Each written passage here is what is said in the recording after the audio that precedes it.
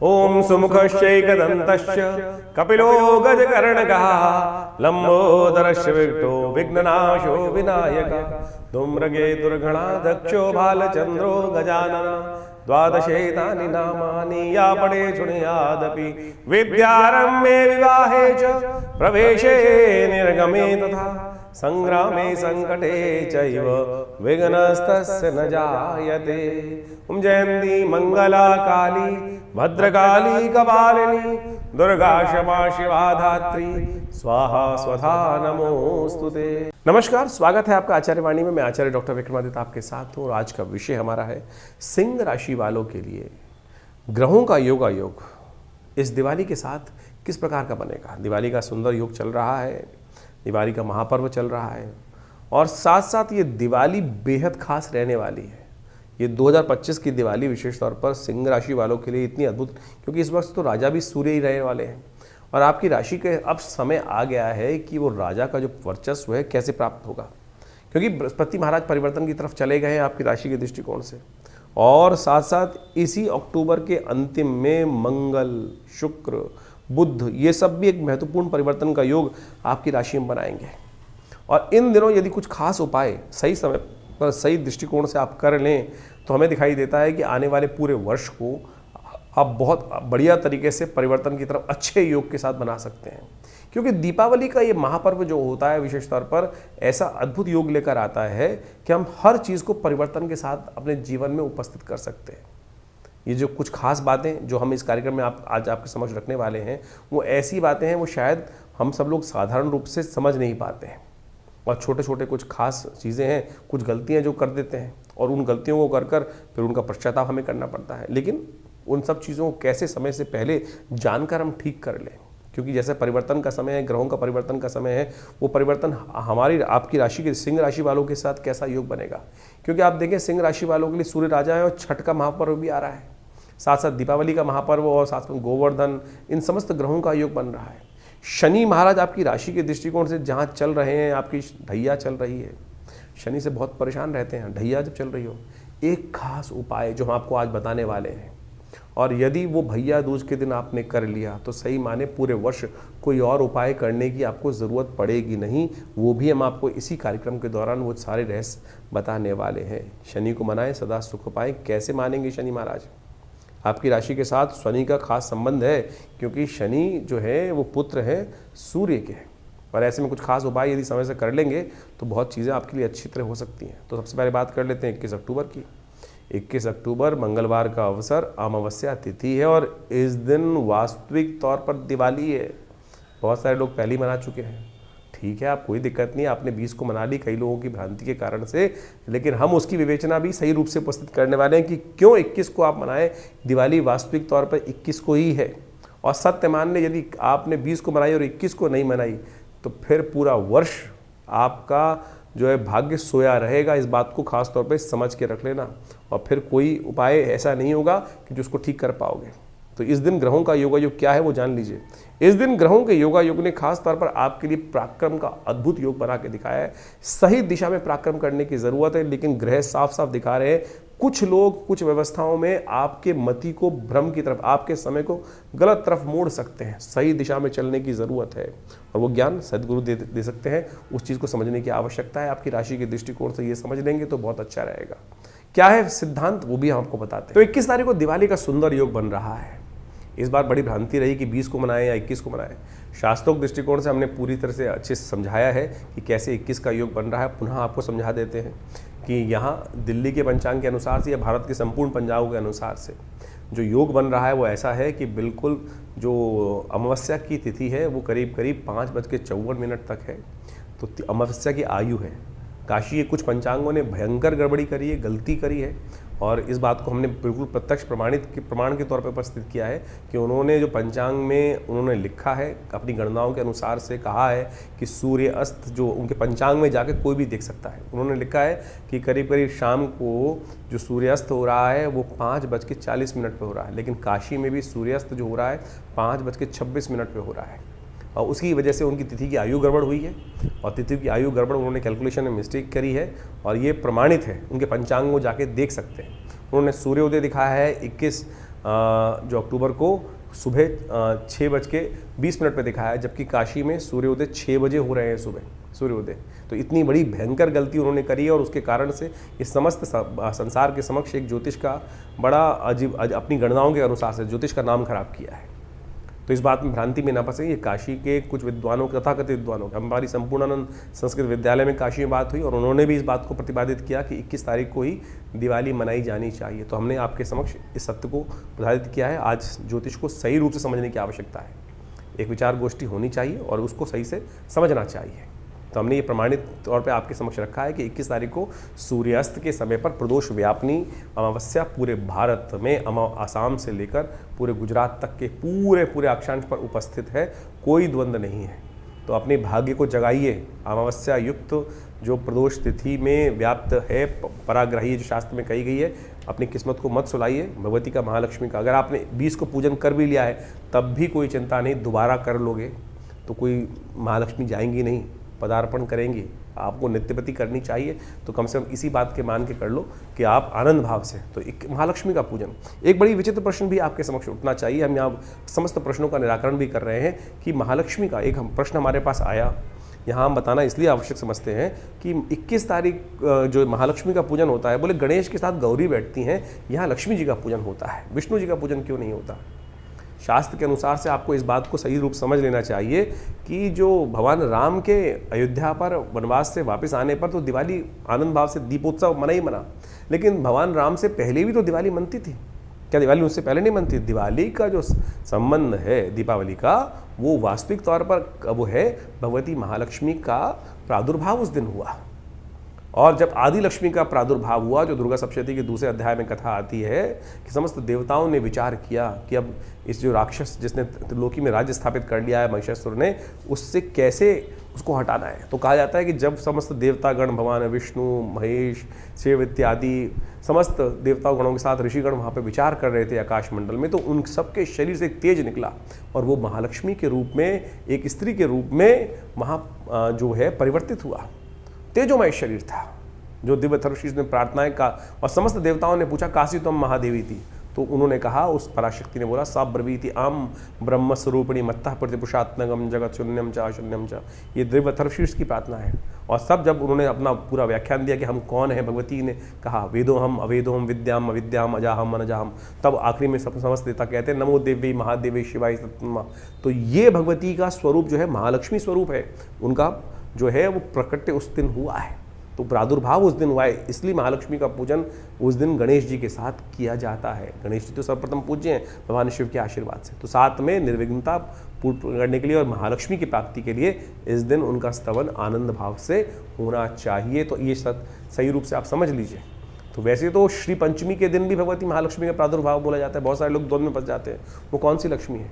वो लक्ष्मी है कि जो सागर मंथन से उत्पन्न हुई श्री पंचमी के दिन।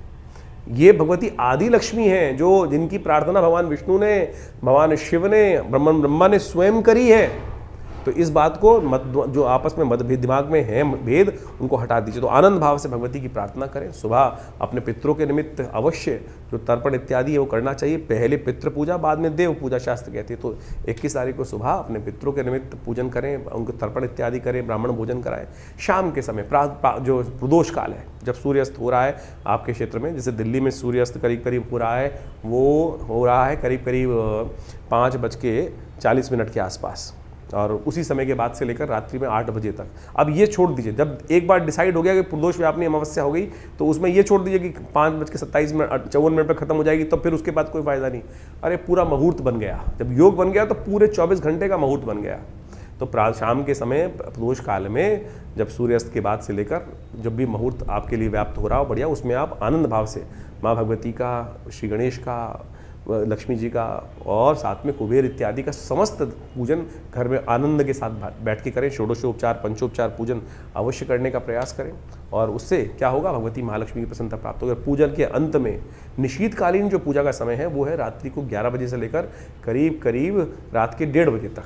तो उस समय में भगवान शंकर के साथ अघोर मंत्र के साथ भगवान की पूजा होनी चाहिए भगवत की। उस दिन श्रीयंत्र को अपने घर स्थापित करना चाहिए दिवाली के पूजन में। साथ साथ शंख के द्वारा भगवान भगवती का सुंदर रूप से पूजन शंख, दक्षिणावर्ती शंख के रूप में भगवती महालक्ष्मी का जो पूजन करते हैं ना, कहा जाता है महालक्ष्मी अद्भुत रूप से उस घर में प्रतिष्ठा कर लेती हैं, रहती हैं। और साथ में पूजन के साथ साथ अवश्य वहाँ एक काम करें कि कमल के पुष्पों का एक शैया बनाकर भगवती को प्रदान करें, या आनंद भाव से पूजन करें, असंख्य दीपक जलाएं, 2 खूल इत्यादि समस्त रूप से भगवान का भगवती का पूजन करेंगे तो आनंद भाव से भगवती की कृपा से आपके कष्ट निवारण करने का योग बनेगा। तो आनंद भाव से भगवती का पूजन करें। ये समय बहुत बढ़िया है, दीपावली का महापर्व है, और ऐसे में समस्त योगों के अनुसार से मन के द्वंद्व को हटाइए। हम पुनः कहेंगे कि अगर आपने 20 तारीख को कर भी ली है तो दोबारा भी करने में कोई निषेध नहीं है। कम से कम इस मुहूर्त को मत जाने दीजिए। तो तथाकथित विद्वानों के मतद्वंद के अनुसार से जो आपस में उनका अंतर्द्वंद है उसको भूल जाइए और अपने इस योग का लाभ उठाइए। 21 तारीख को दीपावली बहुत शुभ योग में आ रही है। मंगलवार की दीपावली जो होती है ना, अगर उस योग को आप हटा देते हैं, उस योग में परमात्मा की आराधना नहीं करते हैं, तो फिर ये अमंगलकारी भी हो जाती है। इस बात का ध्यान कर लेना चाहिए। तो आनंद भाव से भगवती का स्तवन करें। बहुत सुंदर योग बनकर आया है। तो ऐसे में समस्त कष्टों को निवारण करने के लिए भगवती का आवाहन करें। भगवती घूम रही हैं तो आपके घर में सुंदर रूप से दीपों की माला बनाकर आनंद भाव से आप परमात्मा का, भगवती का पूजन करें। कल्याण के योग अद्भुत रूप से बनेंगे। सुगंधी युक्त तेल से जो घी जला रहे हैं उसमें थोड़ा इत्र अवश्य डालिएगा। असंख्य दीपक जितने भी चला सकते हैं, तो आप अवश्य इस प्रकार से पूजन करेंगे, कल्याण होगा। तो सिंह राशि वालों, आपकी राशि के दृष्टिकोण से दिवाली का अगला दिन क्या करने वाला है आपके लिए? ये बहुत महत्वपूर्ण दिवस है। 22 तारीख को ग्रह नक्षत्रों के दृष्टिकोण से सिंह राशि वालों के लिए ग्रहों का योगा योग भी जो बना हुआ है वो अद्भुत पराक्रम दिखाने वाला अवसर है। और इस दिन समझ लीजिए नववर्ष आरंभ हो रहा है। एक्चुअल नववर्ष दिवस भारतीय संस्कृति के दृष्टिकोण जो स्कंद पुराण में वर्णित है, अद्भुत योग लेकर आती है। ये प्रतिपदा जो है कार्तिक के शुक्ल पक्ष की प्रतिपदा, और इसका योग आपकी राशि के दृष्टिकोण से दिखा रहा है कि यदि आप सही दिशा में सही दिशा में आपने कार्य किया तो वो चीज़ें आपकी अच्छी होंगी। और एक बात ध्यान रखना, इस दिन वो योग बनता है कि जो विशेष तौर पर जैसा इस दिन योग बनेंगे, आने वाले 365 दिन वैसा ही घटनाएं आपके साथ घटेंगी, वैसा ही योग आप बना सकते हैं। तो इस दिन जल्दी सुबह जल्दी उठें, भगवान का स्तवन करें। ग्रह नक्षत्रों के दृष्टिकोण से, चीज़ों के हिसाब से, ग्रहों के हिसाब से अभी देखें तो ये ग्रहों का योग, ये वर्ष ही आपके लिए बहुत परिवर्तन का योग दिखाई देता है। बहुत जल्दी सिंह राशि वालों के लिए चीज़ें परिवर्तन की तरफ योग बनाती दिखाई देंगी आपकी राशि के दृष्टिकोण से। बृहस्पति का परिवर्तन का प्रभाव थोड़ा सा आपको बैलेंस करके चलना पड़ेगा। कई बार क्या होता है, चीज़ें हवा, बृहस्पति हवा का कार्य, और हवा जो है विशेष तौर पर वो क्या होता है, दिमागी कई बार हवाई किले बहुत बड़े बड़े बना देते हैं, और हवाई किले जब बन जाते हैं शायद उन पर पूरा कार्य नहीं हो पाता। इस बात का आपको ध्यान रखना है। प्रैक्टिकल वे में कार्य करने की ज़रूरत है। यदि धरा पर रहकर, विचारों को धरा पर रखकर प्रैक्टिकल अप्रोच के साथ काम करोगे तो चीज़ें आपके लिए बहुत अच्छी हो सकती हैं। इस बात को आपको अच्छे से ध्यान रखते हुए कार्य करने की ज़रूरत है। इस दिन अन्नकूट का सुंदर योग है। शास्त्र में क्या कहा गया है इसके लिए वो भी आप समझ लीजिए। 22 तारीख को अन्नकूट भी है, नववर्ष भी आरंभ हो रहा है। गुजरात इत्यादि में आज भी परंपरा है कि कार्तिक कृष्ण पक्ष की प्रतिपदा को नववर्ष के रूप में मनाया जाता है। भगवान कृष्ण की सुंदर उपासना की जाती है और ये दिन अद्भुत योग लेकर आता है। इस दिन जैसा जैसा आप करेंगे, जैसा जैसा आपके साथ होगा, पूरे वर्ष उसी प्रकार का योग बन सकता है। तो अच्छे रेजोल्यूशन, आमतौर पे लोग कहते हैं ना, नए साल के दिन से अच्छी बातें सोचनी चाहिए, गलत काम नहीं करना चाहिए, अच्छे कपड़े पहनने चाहिए, सुंदर भाव सोचना चाहिए, वो हम 1 जनवरी के साथ जोड़ देते हैं। ज्योतिष के दृष्टिकोण से, स्कंद पुराण के दृष्टिकोण से, स्कंद पुराण में इस बात का वर्णन है कि जो कार्तिक शुक्ल पक्ष की प्रतिपदा है, जिसके दिन अन्नकूट होता है, गोवर्धन की पूजा होती है, उस दिन वो मुहूर्त बनता है कि जैसा जैसा आपके साथ होगा पूरे वर्ष उसी प्रकार के आपके साथ योग घटेंगे। तो इसलिए आनंद भाव से परमात्मा का सुंदर स्मरण करें, जल्दी उठें, भगवान का स्मरण करें, माता पिता का आशीर्वाद लें, गुरुजन का आशीर्वाद लें, और उस दिन भगवान कृष्ण का सुंदर पूजन करना चाहिए। भगवान कृष्ण का अन्नकूट के रूप में, गोवर्धन के रूप में प्रकृति की पूजा करने का जो सिद्धांत है अद्भुत है। 56 भोग लगाए जाते हैं भगवान को। ये 56 भोग का सिद्धांत भी बड़ा विचित्र है। कहा जाता है कि भगवान ने 7 दिन तक, 8 पहर हर रोज़ होते हैं, 7 दिन तक भगवान ने अपने जो कनिष्ठिका उंगली के ऊपर पूरे पर्वत को उठा के रखा। तो इसलिए उनको 56 भोग लगाए जाते हैं। 7 × 8 करेंगे तो 56 आएगा। तो ये 56 भोग जो लगाए जाते हैं आनंद भाव से संपूर्ण समर्पण है भगवान के प्रति, कि भगवान अपने भक्तों की सदा रक्षा करते हैं। और ये कोई इंद्र के साथ द्वेष नहीं है भगवान का, भगवान तो इंद्र के परम हितैषी हैं। ये तो रूढ़िवादी परंपराओं को हटाने की, प्रकृति के साथ व्यक्ति को जोड़ने की कथा है। अद्भुत रूप से इस बात को हमें समझना चाहिए। और एक बात समझें कि जो ये गोवर्धन पर्वत हैं, इनके बारे में अद्भुत कथाएं शास्त्र में बताई। एक कथा हम आपको समक्ष रख दें कि कैसे भगवान ने शिरोधार्य किया गोवर्धन को। कहा जाता है कि भगवान के ऊपर ऋण था गोवर्धन पर्वत का। जब राम अवतार में सेतुबंध का निर्माण हो रहा था, तब कहा जाता है पूरे हर जगह से लोग अपने अपने जो अपनी सेवाएं देने वहाँ आ रहे थे। पहाड़, पर्वत, कंदराएं सब रूप से वहाँ पे चल दी थी अपनी तरफ से। जब गोवर्धन को पता चला कि भगवान को आवश्यकता है, तो वो भी उठ के चल दिए। भगवान एक जो कहा जाता है हनुमान जी स्वयं उनको उठा के चल दिए थे वहाँ पर लाने के लिए। लेकिन जब पता चला कि समय पूरा हो गया और वहाँ पर सेतुबंध का निर्माण हो गया, तब कहा जाता है कि गोवर्धन रो पड़े और उन्होंने कहा कि मेरे को भगवान की सेवा का सुंदर अवसर नहीं मिला। हनुमान जी ने जब वापस रख दिया उनको वहाँ पर, तो उन्होंने कहा कि मेरी ये जो सृष्टि जो भगवान के समक्ष मेरी ये जो प्रार्थना ये अवश्य रखना कि भगवान मेरे को क्यों आपने भुला दिया, मैं तो आ रहा था सेवा करने देने के लिए अपनी। तब भगवान ने, जब हनुमान जी ने ये बात भगवान के समक्ष रखी, तो भगवान ने कहा अगले इस जन्म में तो नहीं, अगले जन्म में अवश्य ये कर्ज को उतारेंगे। तो कहा जाता है कि जो पत्थर पिघल, जो जब गोवर्धन उस स्थिति में गए तो कहा था वो रो पड़े थे तो वो पिघल गए थे। आज भी वो निशान वहाँ जाके आप देख सकते हैं कि पत्थर गोवर्धन पर्वत के पिघले हुए हैं। तो समर्पण भाव है, वो चलायमान जो है। तो सुंदर रूप से भगवान कृष्ण अवतार जब हुआ तो भगवान ने अपने सिर पर धारण किया उस कर्ज को उतारने के लिए।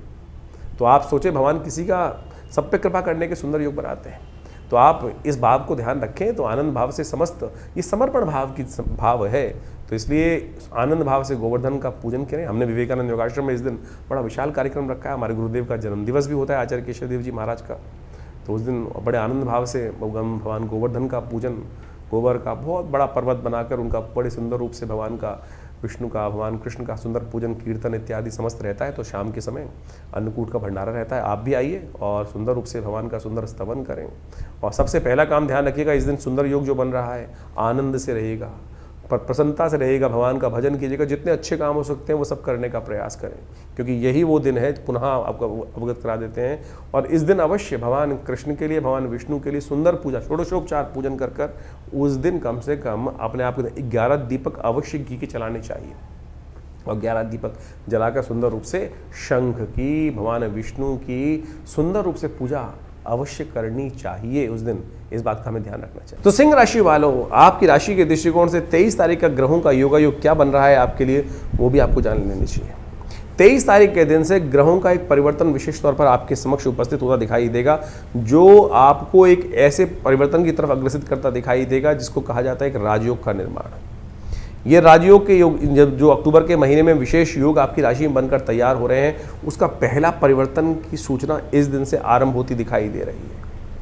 इस दिन चंद्रमा परिवर्तन की तरफ जाएंगे और बृहस्पति के साथ योग बनाकर एक अच्छा सा योग आपके लिए बनाते दिखाई देंगे, जिसको गजकेसरी योग बोला जाता है। और इस वक्त आपकी राशि के दृष्टिकोण से ग्रह दिखा रहे हैं कि खास तौर पर आपके लिए वो जो है, अगर आपने खास तौर पर जहाँ नेगेटिव नुकसान होने के योग थे, उनको भी यदि आप सही कार्य कर लो तो वहाँ से भी चीज़ों को सुख की तरफ, जहाँ लोगों को नुकसान होता है वहाँ से आप फायदा उठाने का मार्ग बना सकते हैं। ऐसा योग बनता दिखाई दे रहा है। तो यानी विचार को अपने आप को कंट्रोल करने की ज़रूरत है और बाहर से, अपने घर से दूर से संबंध स्थापित कर आप चीज़ों को अच्छे पॉजिटिव तरफ ले जाने के योग बना सकते हो। ऐसा योग बन रहा है। भैया दूज है इस दिन। शास्त्र में कुछ खास उपाय बताए गए हैं, जैसा हमने आपको कहा था कि क्योंकि आपकी राशि के दृष्टिकोण से इस वक्त शनि की खराब ढैया चल रही है आपके ऊपर, जो आपकी सफलता में हर पग पर बाधा डालने की योग बनाएगी। और 2 साल तक ऐसा योग बनेगा। 2 साल तो बाद की बात है, पहले 1 साल को कैसे ठीक कर लें, एक खास उपाय हम आपको बताने जा रहे हैं। इसको समझ लीजिए अच्छे से। 23 तारीख की भैया दूज है। कार्तिक जो शुक्ल पक्ष की द्वितीया है, ये यम द्वितीया है। देखिए, दीपावली का महापर्व बड़े सुंदर रूप से आपको समझ लें, यमराज जी की पूजा से, यमदीप दान से शुरू होती है और जो है वो अंत भी यमदीप दान से ही होता है। ये कार्तिक के महीने में दीप दान का ही महत्व है। सरलता से एक दीप जलाकर ही आप समस्त अपने पापों से मुक्ति प्राप्त कर सकते हैं, भगवान का सानिध्य प्राप्त कर सकते हैं, पुण्यों को जगा सकते हैं। ये यमदीप दान जो यम द्वितीया है, जिसको भाई दूज बोला जाता है, इसके पीछे भी अद्भुत कथा है। यमराज जी और यमुना जी आपस में भाई बहन हैं, सूर्य पुत्री हैं दोनों के दोनों। और कहा जाता है कि यमुना जी हमेशा यमराज जी से कहती थी कि हमारे यहाँ कभी भोजन करें आके। धर्मराज हमेशा व्यस्त रहते थे, टाइम नहीं मिलता था। तो यम द्वितीया के दिन यमराज जी जाकर बहन यमुना के यहाँ भोजन करते हैं और कहा जाता है कि इस दिन समस्त भाइयों को अपनी बहन के घर जाकर ही भोजन करना चाहिए, अपने घर भोजन नहीं करना चाहिए। इस बात का ध्यान रखना चाहिए। शास्त्र में तो यहाँ तक प्रमाणित है कि अपने घर में चूल्हा ही ना जलाएं, उस दिन जाके बहन के घर ही भोजन करना चाहिए। तिलक किया जाता है। क्या होता है इससे बहन के कष्ट दूर हो जाते हैं और भाई की आयु बढ़ जाती है। ये सुंदर शास्त्र में सिद्धांत है, कोई और टोटके की जरूरत ही नहीं भाई। तो इसलिए बहन से बढ़िया भाई को कौन आशीर्वाद दे सकता है। ये संबंध है सुंदर रूप से, समस्त अहम को त्यागिए और जाकर अपने परिवार में सामंजस्य स्थापित करने के लिए, आशीर्वाद के लिए, समस्त कष्टों को दूर करने के लिए इतनी बढ़िया व्यवस्था शास्त्र में वर्णित है, इसका पालन करना चाहिए। और शाम के समय काम अवश्य करना चाहिए। यम द्वितीया के दिन यमुना जी के घाट पे या किसी भी पानी के घाट पे जाकर, तालाब में या नदियों पे जाकर, हो सके यमुना तो सबसे श्रेष्ठ है, शाम को 7 क्या करना चाहिए, एक नोट कर लीजिए, उपाय है, अद्भुत उपाय। ये नोट करके जो कर लेगा उसके पूरे वर्ष के लिए समस्त कष्ट दूर होने के योग बन जाएंगे। छोटा सा उपाय है, आपको क्या करना है, 7 पत्ते मंदार के लेकर और उसमें जो 7 ही पत्ते बेर के रखने हैं और उसके ऊपर एक दीपक रखना है और उसको चलते पानी में प्रवाहित करना है। गन्ने का एक डंडा लीजिए, गन्ना जो होता है उससे डंडा लेकर उसको हल्का सा पानी हिला दीजिएगा और अपने सिर पर से वार कर इसको अर्पित कर दीजिए चलते पानी के अंदर या किसी पोखर पे। तो कहा जाता है कि पूरे वर्ष तक के लिए समस्त कष्टों को दूर करने का आशीर्वाद मिल जाता है। पितृ भी प्रसन्न हो जाते हैं, जिनको लगता है ना कि पितृदोष बन गया है, पितृ पता नहीं संतुष्ट है कि नहीं है। ये एक उपाय है, यम द्वितीया के दिन शाम के समय जो कर लेगा उनके समस्त कष्ट दूर हो जाएंगे। शनि से जो परेशान है, एक बात और नोट कर ले, शनि भी सूर्यपुत्र ही हैं और जो विशेष तौर पर यमुना जी के भाई ही हैं। ये उपाय यदि आप कर लेंगे तो शनि की जो आपके जीवन में कष्टों के योग चल रहे हैं, शनि 7.5 चल रही है, ढैया चल रही है, कुछ भी चल रही है, तो उससे भी कष्ट निवृत्ति का योग बन जाएगा। तो ये अकाट्य प्रयोग है, आप ध्यान लीजिए। तो इस बात का ये उपाय आपने कर लिया तो आप समझ रहे हैं शनि भी आपके अनुकूल हो जाएंगे, शनि आपको परेशान नहीं करेंगे। तो इस शास्त्रोक्त विधि के अनुसार से हमने पौराणिक कथाओं के माध्यम से ये जो पूरा समस्त आख्यान आपके समक्ष उपस्थित किया है, कर लीजिए, कल्याण होगा। तो सिंह राशि वालों, आपकी राशि के दृष्टिकोण से आपने समझा कि भैया दूज के दिन कौन सा खास उपाय आपको करना चाहिए। साथ साथ इस दिन चित्रगुप्त जयंती भी होती है। इस दिन शास्त्रीय दृष्टिकोण से कहा जाता है कि यम और चित्रगुप्त दोनों की पूजा भी अवश्य करनी चाहिए। और यदि आप चित्रगुप्त के निमित्त, यमराज के निमित्त जो हमारे यहाँ तर्पण के मंत्र हैं उनके द्वारा दिन में तर्पण इत्यादि कर लें, वो 14 मंत्र शास्त्र में वर्णित हैं, किसी योग्य ब्राह्मण के द्वारा आप उन पंडित जी के द्वारा उन व्यवस्थाओं को कर लें तो उससे बढ़िया पूजा नहीं हो सकती। कहा जाता है अपमृत्यु पर विजय प्राप्त करने के योग बन जाते हैं। पूरे वर्ष के लिए आप पर स्वयं, जैसे आप इंश्योरेंस की तरफ जाते हैं ना, ऐसा ही यदि ये कार्य कर लें आप, ये चित्रगुप्त के जो तर्पण के मंत्र हैं, यमराज जी के जो 14 आहुतियाँ हैं उनको जो दे देता है यम तर्पण की, तो उससे खास तौर पे पूरे वर्ष के लिए आपको सिक्योरिटी प्राप्त करने के योग बन जाते हैं। 24 तारीख का दिन एक नई व्यवस्थाओं के साथ आपका आरंभ होता दिखाई दे रहा है। सिंह राशि वालों के लिए खास तौर पर शुक्रवार के साथ साथ ग्रहों का योग जो परिवर्तन की तरफ जा रहा है, एक राजयोग का निर्माण आपकी राशि में हो रहा है। तृतीया तिथि उस दिन विद्यमान है और साथ साथ सबसे बड़ा एक परिवर्तन और होने जा रहा है। बुध महाराज आपकी राशि में सुख भाव में केंद्र में पदार्पण करते दिखाई दे रहे हैं। सूर्य बुध का और साथ साथ चंद्रमा का योग सुंदर रूप से आपकी राशि में जहाँ बन रहा है, वो बहुत बढ़िया चीज़ इस तरह से चीज़ों को समझ को डेवलप करने के योग बना सकता है।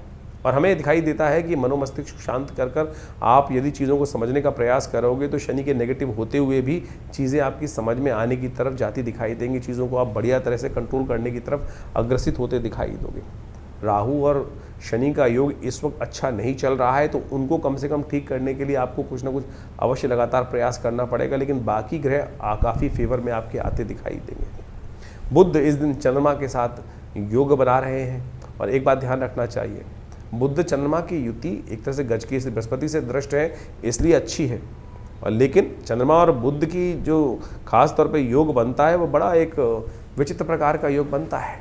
पिता पुत्र है एक दूसरे के, और ये योग आमतौर पे कई बार मानसिक तौर पे मतभेद भी उत्पन्न, वैचारिक मतभेद उत्पन्न करने के योग बना देता है।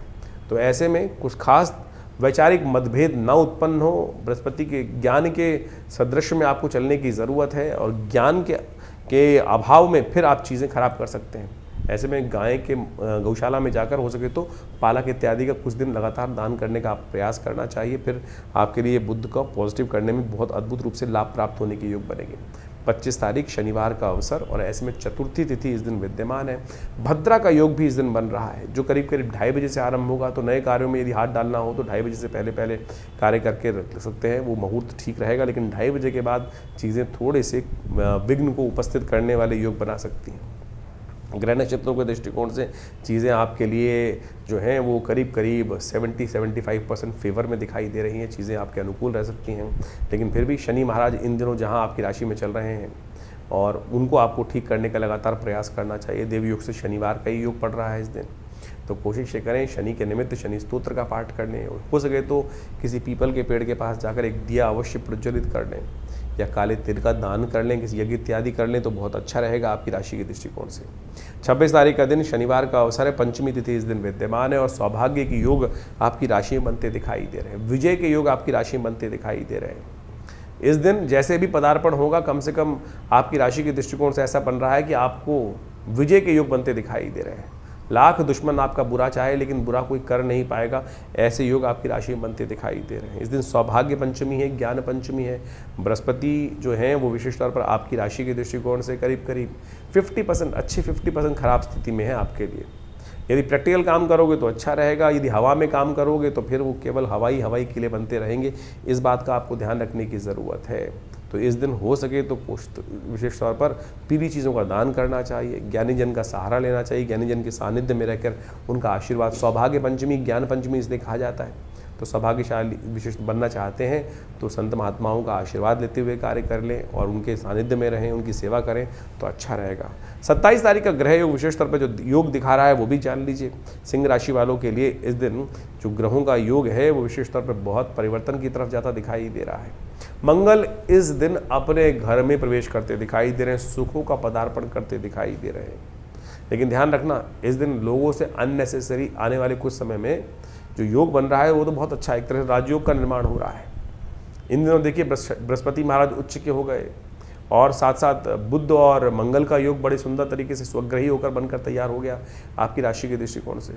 ये करीब करीब चीज़ों को कई मामलों में आपके लिए बहुत अच्छा योग बनाता दिखाई दे रहा है। लेकिन यदि आपकी राशि के दृष्टिकोण से देखें तो सूर्य प्रधान राशि है। ऐसे में कई बार क्या होता है, अहंकार बहुत ज़्यादा हो जाता है। केवल ऐसे विचार दे सकता है ये ग्रह परिवर्तन करने के बाद कि मैं ही ठीक हूँ, मेरे अलावा किसी को काम करना आता नहीं है। ऐसा भाव जो है वो व्यक्ति की प्रोग्रेस रोक देता है। देखिए बड़ी मुश्किल से आपके शनि मंगल का टकराव बदला है और लेकिन ऐसा मनोभाव यदि जाग गया तो फिर क्या होता है, चीज़ों को सफलता की तरफ नहीं जाएगा। राजयोग बनकर हो रहा है, निर्माण हो रहा है आपकी राशि में। सुख पंच महापुरुष योग जैसे आमतौर पर कुंडली बनता है, गोचर में भी वैसा योग बनकर तैयार हो गया है। तो इसका लाभ लेने के लिए थोड़ी सरलता चाहिए। अगर सरलता नहीं होगी, मैं ज़्यादा होती रहेगी।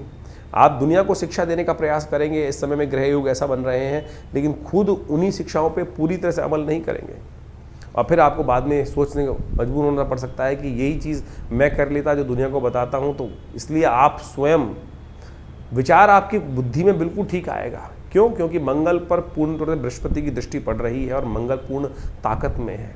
लेकिन शायद जो बृहस्पति की स्थिति है वो ऐसी है कि हवाई किले ज़्यादा रहेंगे, बकबकिया ज़्यादा रहेगी, काम कम होगा, ऐसे योग बन रहे हैं। देखिए ग्रह करीब करीब हमने कहा बहुत सुंदर स्थिति में है।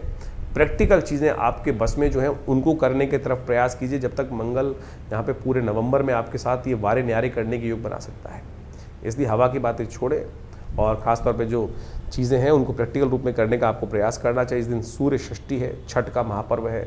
भगवान सूर्य की सुंदर आराधना करें, आपके स्वामी हैं, राजा हैं इस वर्ष के, तो ऐसे में उनका आशीर्वाद लीजिए और कीर्ति बढ़ने के योग आपकी राशि में बनते दिखाई देंगे। 28 तारीख का दिन ग्रहों नक्षत्रों के दृष्टिकोण से अच्छा योग बनाएगा। आपकी राशि के दृष्टिकोण से ग्रह परिवर्तन की तरफ जाते दिखाई दे रहे हैं। तो ऐसे में इस परिवर्तन का आपको लाभ मिले, मंगल का पूरा पॉजिटिव प्रभाव आपके जीवन में आने के योग बन चुके हैं। हनुमान जी की सुंदर आराधना अवश्य कीजिएगा, हनुमान जी का पाठ कीजिए, हनुमान जी का चोला चढ़ाइए और कोशिश ये करें जब तक मंगल यहाँ पे चल रहा है हर मंगलवार को तो अवश्य हनुमान जी की सानिध्य में जाने का प्रयास करें। पीपल के पत्तों की माला बनाकर एक लाल दीपक हनुमान जी के मंदिर में अवश्य जला दिया कीजिए, माला उनको अर्पण कर दिया कीजिए, चूरमे का भोग लगा दिया कीजिए। और हनुमान जी की कृपा से ये आने वाले नवंबर में ग्रहों का प्रभाव आपके लिए कुछ ना कुछ नए दोस्तों के साथ दोस्ती करने के योग बना सकता है। बड़े लोग जो हैं, ऊंचे बड़े पॉजिटिव विचार वाले लोग हैं, वो आपके लिए खास तौर पर दोस्ती में आउट ऑफ द वे जाके हेल्प करने के योग बना सकते हैं। लेकिन साथ साथ इस बात का भी ध्यान रखना है कि आपके लिए कुछ ना कुछ ऐसी स्थिति बन सकती है कि कुछ लोग जो नैरो माइंडेड हैं वो आपके लिए थोड़ी सी गलत स्थिति बना दें। तो लेकिन आज का दिन तो आपके लिए पॉजिटिव है, नेगेटिव नहीं है, इस बात का ध्यान रखें। लेकिन आज जो जरूरी काम है आज ही पूर्ण करने का प्रयास करें। कल विचित्र ग्रहों का परिवर्तन का योग बनता दिखाई दे रहा है 28 तारीख को। 28 तारीख का ग्रह योग क्या कह रहा है वो भी जान लीजिए सिंह राशि वालों के लिए। उस दिन 29 तारीख का ग्रह योग क्या कह रहा है वो भी जान लीजिए। 29 तारीख के दिन ग्रहों का योग विशेष तौर पर बुधवार के दिन सप्तमी तिथि विराजमान होकर आपकी राशि के दृष्टिकोण से थोड़ा सा अच्छा और थोड़ा खराब, ध्यान रखिएगा यहाँ जी हाँ, थोड़ा अच्छा थोड़ा खराब योग बनता दिखाई दे रहा है। स्वास्थ्य के मामले में और थोड़ा खर्चों के मामले में दिन बढ़ सकता है, लेकिन आमदनी के हिसाब से भी चीज़ें फेवर में जाती दिखाई दे रही है। यदि स्वास्थ्य और जो बेकार का खर्चा है वो आपने कंट्रोल कर लिया तो फिर आपका पूरा दिन पॉजिटिव जाने के योग बन सकते हैं। इस दिन भद्रा है, नए कार्यों में हाथ डालने से थोड़ा बचना चाहिए। सुबह 9:30 बजे से भद्रा शुरू होगी दिल्ली के पंचांग के अनुसार से और रात्रि तक रहने वाली है, तो इसमें थोड़ा सा बैलेंस होकर चलने की ज़रूरत पड़ेगी आपके लिए। हो सके तो विशेष तौर पर इस दिन बृहस्पतिवार का अवसर है, आपको खास तौर पर जो ग्रहों का योग बन रहा है, बुधवार का जो सुंदर योग बन रहा है, इस दिन गणेश जी की सुंदर आराधना करनी चाहिए। जो 29 तारीख को बुधवार का योग बन रहा है सप्तमी तिथि के साथ, गणेश जी की सुंदर आराधना करें। गणेश जी समस्त विघ्न दूर करेंगे। गणेश जी को पीले पुष्प अर्पित करें, मोदक अर्पित करें, कल्याण होगा। 30 तारीख बृहस्पतिवार का अवसर, अष्टमी तिथि, गोपाष्टमी का योग लेकर आई है ये तिथि। और ग्रह नक्षत्रों के दृष्टिकोण से गज केसरी योग आपकी राशि में बना हुआ है, लेकिन बना हुआ है 6ठे भाव में। बृहस्पति महाराज 12वें भाव में बैठे हुए हैं, जो कुछ ना कुछ अननेसेसरी के जुर्माने भी करा सकते हैं। आपकी बुद्धि ही कई बार ऐसी स्थिति में बन सकती है कि जो सत्य आपके सामने आएगा, कान के कच्चे मत बनिएगा, ये ध्यान रखिएगा। इस समय जो आपकी तारीफ करे वो बस समझ लीजिएगा आपको कहीं ना कहीं नुकसान देने को तैयार बैठा है। इस बात को यदि आपने समझ लिया तो बहुत बढ़िया से आपके लिए कल्याण के योग बन जाएंगे, और नहीं समझे तो चीज़ें आपके नुकसान में जा सकती हैं। इस बात का ध्यान रखते हुए कार्य करने की ज़रूरत है। गोपाष्टमी है, हो सके तो गाय के विशेष तौर पर जाकर थोड़ा सा गुड़ इत्यादि गाय का पूजन करें। गाय का अवश्य सुबह सुबह पूजन कर आशीर्वाद लें तो आपके लिए कल्याणकारी योग बनेंगे। 31 तारीख शुक्रवार का अवसर, नौमी तिथि विद्यमान है इस दिन, और ये नौमी बेहद खास है। आंवला नौमी कहा जाता है, ये आरोग्यता को देने वाली नौमी है। आप इन दिनों आपकी राशि के दृष्टिकोण से शनि महाराज जो चल रहे हैं आपकी राशि में, जो अन्य से राहु महाराज चल रहे हैं, वो कहीं ना कहीं कुछ अप्रत्यक्ष मन, जो स्वास्थ्य के मामले में भी कुछ ऐसी चीज़ें उत्पन्न करने के योग बनाएंगे कि जो ऐसी चीज़ें हैं सब कुछ ठीक होते हुए भी मन ठीक नहीं है, लगेगा स्वास्थ्य भी ठीक नहीं है। कुछ ना कुछ कहीं ना कहीं स्वास्थ्य के मामले में कोई ना कोई प्रश्न चिन्ह कभी कभी बन के खड़ा होता रहेगा, और ये योग आने वाले करीब करीब अभी पूरे 25-26 में बनकर ऐसे ही रहेगा। तो ऐसे में इस आंवला नौमी पे कुछ खास उपाय जो हम बताने जा रहे हैं वो कर लीजिए, वो आपके लिए अच्छे रहेंगे। आंवला नौमी के दिन विशेष तौर पर भगवान विष्णु की उपासना जो कर लेते हैं उनके समस्त आयुष संबंधी समस्याएं ठीक करने के योग बन जाते हैं। शास्त्र के दृष्टिकोण से कहा जाता है कि इस दिन से आंवला पूजन करने के बाद एक आंवला रोज यदि पूरी सर्दी आप खा लें तो आपकी स्वास्थ्य संबंधी समस्या, जो ग्रह इस वक्त शनि को देख लें चाहे आप बृहस्पति को देख लें, वो कहीं ना कहीं स्वास्थ्य के मामले में थोड़ा नेगेटिव चल रहे हैं, तो उनको ठीक करने के लिए ये सुंदर योग है, तो इसको अपनाइए, कल्याण होगा। तो ये जो ग्रहों का योग आपने समझा, नित्यपति जो ग्रहों का परिवर्तन आपके समक्ष उपस्थित होता है, और इस अक्टूबर के महीने में तो बहुत सारे महत्वपूर्ण ग्रह परिवर्तन की तरफ जा रहे हैं, ये सब आपको समझ में आना चाहिए। मंगल स्वग्रही होने जा रहे हैं, शुक्र बहुत जल्दी अक्टूबर समाप्त होते ही स्वग्रही अपने रूप में आ जाएंगे, बृहस्पति उच्च के हो गए, शनि अब पुनः मार्गी होने की तरफ जा रहे हैं। तो ये ग्रहों का जो विशेष परिवर्तन है कुछ नया, यानी दीपावली के बाद से ऐसे जैसे ग्रहों का परिवर्तन होने के योग बने हैं, वो महत्वपूर्ण परिवर्तन आपके जीवन में लाने के योग बनाएंगे। जब ग्रह अपनी शक्ति में आते हैं तो कई प्रकार से अच्छे समय को आपके समक्ष लाने का उपस्थित योग बना देते हैं। तो ऐसे में हमको अपने आप को तैयार करना चाहिए। तो ग्रहों का योग जो है, जिस प्रकार से आपने समझा है, आपकी राशि के दृष्टिकोण से परिवर्तन की तरफ चला गया है। चीज़ें बिल्कुल बहुत सारी चीज़ों के मामलों में अनुकूल परिस्थिति बन रही हैं। जो शनि का मंगल के साथ एक विचित्र प्रकार का योग पिछले करीब करीब 3-4 महीनों से 5 महीनों से लगातार चल रहा था। पहले समसप्तक योग, पहले षडाष्टक योग, फिर षडाष्टक योग तो पुनः बना, और अब मंगल पूर्ण ताकत में आ चुके हैं, बृहस्पति से दृष्ट हो चुके हैं, शुक्र भी स्वग्रही होने के योग बना रहे हैं। तो इस प्रकार से इन सब समस्त ग्रहों ने परिवर्तन कर कर आपकी किस्मत में कुछ नया करने का, व्यवस्था बनाने का योग बनाया है। तो आप अच्छे से समझ लीजिए, और जब समय ठीक चल रहा हो ना, तो हमको पूरा तटस्थ होकर, कई बार क्या होता है मन हतोत्साहित हो जाता है, लगातार कई बार जीवन में समय खराब चल रहा होता है तो मन ये ऐसा हो जाता है कि कुछ होगा ही नहीं, मेरे करने से कुछ होना ही नहीं है, तो ऐसे में हम हार जाते हैं। और जबकि स्थितियां बिल्कुल परिवर्तन करते हुए टाइम नहीं लगता है, वैसी ही परिवर्तन की स्थिति अब आ चुकी है। जैसा हमने आपको कहा, मंगल स्वग्रही होने के योग बना रहे हैं, अपनी राशि में आ रहे हैं, पूर्ण ताकत में आ रहे हैं, और हिम्मत से बहुत सारी, सबसे बड़ा परिवर्तन तो बृहस्पति ने किया है। लंबा समय नहीं है, सोने का समय नहीं है, जो जागत है सो पावत है, जो सोवत है सो कुवत है, इस बात का ध्यान कर लो साफ साफ। और नहीं तो फिर ये समय तो अभी कैसे, दिसंबर तो आया जाता है, 4 दिसंबर के आसपास बृहस्पति पुनः फिर बदल जाएंगे और फिर वही स्थिति में चले जाएंगे। उच्च के बृहस्पति सुंदर तरीके से ग्रहों पर अपना कंट्रोल उपस्थित कर चुके हैं। तो अब आपको समझना है कि आपको चीज़ों को कैसे ठीक करना है। हाँ, अगर अभी भी आपको लग रहा है कि आपके जीवन में परिवर्तन नहीं आ रहा, तो आपको फिर गोचर के दृष्टिकोण से नहीं, अपनी जन्मपत्री को दिखाना चाहिए। हो सकता है कुछ महादशाएं खराब चल रही हैं, और बहुत ऐसा लंबा चौड़ा उपाय नहीं होते हैं। बहुत सारी चीज़ें लोग चाहते हैं कि परिवर्तन होता ही नहीं है, लेकिन उनको सही रूप से करने की आवश्यकता है। हमने देखा है परिवर्तन होता है, बहुत सारे लोग लगातार हमारे साथ जुड़े हुए हैं, और हमने जैसे जैसे उपाय उनसे कराए हैं, उनके जीवन में महत्वपूर्ण परिवर्तन का योग बना, निश्चित तौर पे बना, अच्छे से सामने देखने पे बना। और बिल्कुल परिवर्तन कर्म से बनता है, विश्वास से बनता है, सही दिशा में कार्य करने से बनता है। कार्य तो सब कोई कर रहे हैं, अब कोई लठ ऐसे मार रहा है, कोई वैसे मार रहा है। ज्ञान के अनुसार से एक पॉइंट पर यदि हम कार्य करने का रास्ता सही सेट कर लें, विज्ञान के अनुसार से, समय के अनुसार से, बुद्धि के अनुसार से, देव योग के अनुसार से, तो कैसी चीज़ें हमारे हाथ में नहीं आएंगी। ये विश्वास हमको जगाना चाहिए। ज्योतिष विज्ञान वही विश्वास जगाता है, और सही रूप में सही चीज़ों को कर कर, परमात्मा के सामने प्रार्थना कर कर, सही रूप यदि उपाय कर लिया जाए, तो सही माने परिवर्तन, किस्मत जगाने के मार्ग बहुत जल्दी से प्रशस्त हो सकते हैं। तो जैसा हमने आपको आपके ग्रहों का योगा योग बताया है, तो उसको सही समझ लीजिए, अपनी जन्मपत्री को अच्छे से। क्योंकि क्या होता है कि एक बार हम लोग गोचर के दृष्टिकोण से बहुत सारी चीज़ों को देखते रहते हैं, जैसे हम आपको बताते हैं, तो गोचर का एक पार्ट है, इसके अंदर बहुत सारी चीज़ें अपने ओस। क्या होता है आजकल बहुत सारे लोग जब जन्मपत्री दिखाने आते हैं, तो आजकल यूट्यूब चैनलों की मेहरबानी से आधे ज्योतिषी खुद बन के ही आते हैं, और पूरा ज्ञान होता नहीं है। तो क्या होता है कि फिर नीम हकीम खतराए जान हो जाती है स्थिति। तो कई बार वो चीज़ें समझ में नहीं आती हैं, छोटी छोटी चीज़ें कई बार हम अपने लिए देख रहे होते हैं तो नहीं देख पाते हैं। सामने वाला जब देखता है और बिल्कुल न्यूट्रल होकर देखता है, तो वो चीज़ें सामने आ जाती हैं।